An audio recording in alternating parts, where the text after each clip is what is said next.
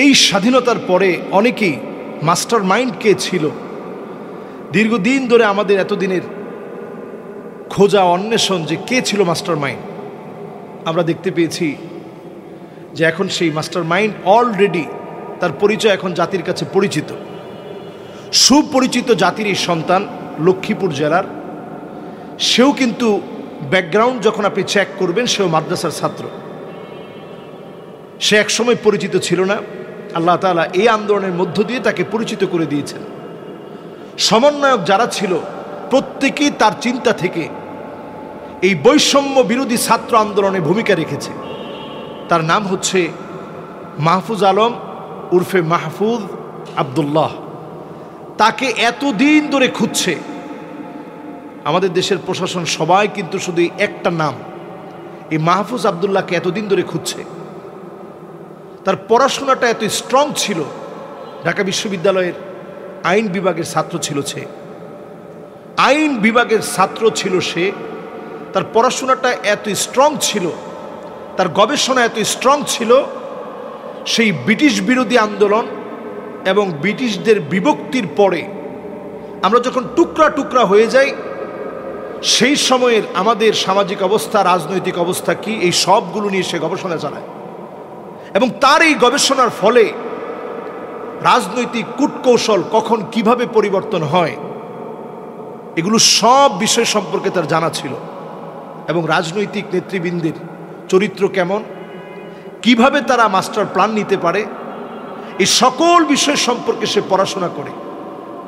দিনের পর দিন গবেষণা করার পর সে এই আন্দোলনটা, প্রথমে কোটা সংস্কার আন্দোলন নামে এই আন্দোলনটায় প্রথম সে সমন্বয়কারী যারা আছে তাদেরকে সামনের দিকে এগিয়ে দিয়ে একের পর এক কিভাবে আন্দোলন আসবে, আন্দোলন কিভাবে আরো চাঙ্গা হবে, সব প্ল্যান দিয়েছে সে পিছনে থেকে।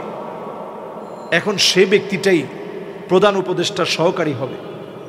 অনেকে তার যোগ্যতা নিয়ে প্রশ্ন তুলছেন, আমরা তার জন্য দোয়া করতে থাকি। এবং সে যেহেতু মাদ্রাসা ব্যাকগ্রাউন্ডের, আমরা তার জন্য সব সময় দোয়া করি, তার জন্য খেয়াল রাখি। তার এই কাজের মধ্য দিয়ে নতুন একটা সূর্য উদিত হয়েছে, বিজয় এসেছে, সবাই তাকে স্মরণ করছে। তাকে পরামর্শ দিয়ে তার পথটা যেন সহজ হয়, তার চিন্তাগুলো যেন আমাদের চিন্তা হয়ে এই জাতিকে সামনের দিকে এগিয়ে নিয়ে যায়।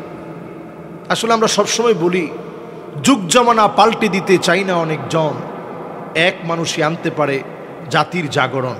আসলে এই জাতির জাগরণ আনার ক্ষেত্রে জেনারেশন জেডের একজন তাত্ত্বিক নেতা হচ্ছেন তিনি। আইন বিভাগের ছাত্র হলেও বিশ্ব রাজনীতি, সমাজ এবং রাষ্ট্র গঠন, মনোজগৎ নিয়ে তার প্রচুর পড়াশোনা ছিল। এবং এই পড়াশোনাগুলোর কারণেই কিভাবে এই জাতিকে নেতৃত্ব দিতে হবে, দীর্ঘদিন জুলুমের পরে উত্তরণের পথ আল্লাহ রাব্বুল আলামিনই দিয়েছেন। ওয়া মাকারু ওয়া মাকারাল্লাহ ওয়াল্লাহু খায়রুল মাকিরিন। তারা দীর্ঘদিন চক্রান্ত করেছে, সেই চক্রান্তের পর আল্লাহ তাআলাই বিজয় দিয়েছেন। তবে সে বিজয় কখনো কখনো এমনভাবে আসে, একজন মানুষের মাথার চিন্তা থেকে একটা বিজয় আসতে পারে। এটা আজকে নতুন তা না। তাহরির স্কয়ারে হোসনে মুবারকের দীর্ঘদিনের জুলুমের পরে একজন মানুষের মাথায় প্রথম আন্দোলনের চিন্তা আসে এবং সেই সর্বপ্রথম আন্দোলনের ডাক দেয়। এবং দেখা যায় সেখানেও হোসনে মুবারকের মতো জুলম আর নির্যাতন যে চালিয়েছিল, এত বড় জালেম, সে টিকতে পারেনি। আমাদের দেশেও জালেম টিকতে পারেনি। আমরা আজকে যারা এখন উপদেষ্টায় আছে, আমরা প্রত্যেককে সহযোগিতা করব, খুব বেশি তাড়াহুড়া করব না। ওয়াকানাল ইনসানু আজুলা, ওয়াকানাল ইনসানু আজুলা। মানুষ বড় তাড়াহুড়া করে, বড় তাড়াহুড়া করে। আমরা তাড়াহুড়া করব না।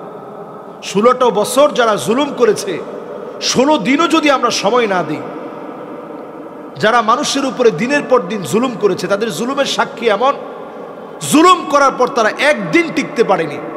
অথচ যাদেরকে জুলুম করলো দিনের পর দিন, তারা কিন্তু এই 17টা বছর তারা কিন্তু এই জুলুম সহ্য করে টিকেছিল ঠিকই। জালেমরা টিকতে পারে না। জালেমদেরকে আল্লাহ তাআলা তিলে তিলে নিঃশেষ করে দেন। ইন্না বাতশা রাব্বিকা লাশাদীদ, আল্লাহর ধরাটা বড় কঠিন, পাকড়াওটা বড় কঠিন। এই আল্লাহ রাব্বুল আলামিনের যে সমস্ত ছোট ছোট আল্লাহ রাব্বুল আলামিনের গোলামদেরকে দিয়ে আল্লাহ তাআলা এই মহৎ কাজটি করিয়েছেন, তাদেরকে জাতি স্মরণে রাখবে। এজন্য আমরা কোনো সমালোচনা করব না, আমরা তাদের সঙ্গী হব, তাদের সঙ্গী হব, তাদেরকে সহযোগিতা করব, তাদের পাশে দাঁড়ানোর চেষ্টা করব, এবং আমরা তাড়াহুড়া করব না। আসসালামু আলাইকুম ওয়া রাহমাতুল্লাহি ওয়া বারাকাতুহু।